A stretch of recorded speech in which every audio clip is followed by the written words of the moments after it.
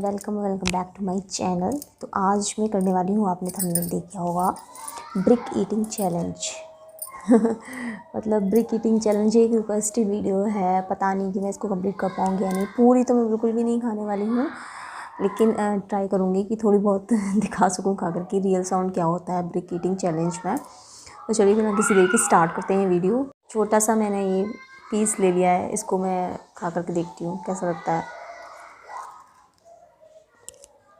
ये बहुत गंदा है।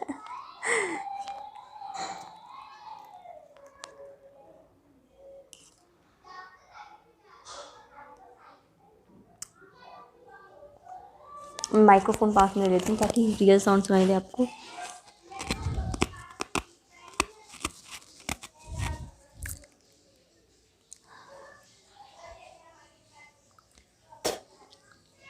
बहुत गंदा है इसका टेस्ट। मुल्तानी मिट्टी ईटिंग चैलेंज किया था मैंने, तो वो मेरा चैलेंज बहुत अच्छा गया और उस पर मेरे 4 पॉइंट समथिंग व्यूज़ हो गए हैं। इसीलिए मुझे जब वो चैलेंज मेरा वायरल हुआ तो मुझे रिक्वेस्ट आई इसकी। मैं इस तरीके की चैलेंजेस करती नहीं हूँ। बहुत बहुत बहुत ज़्यादा रिक्वेस्ट आई। मैंने काफ़ी सारे कमेंट्स तो डिलीट भी कर दिए, जो कि चलिए अब आगे करते हैं, खा के देखते हैं।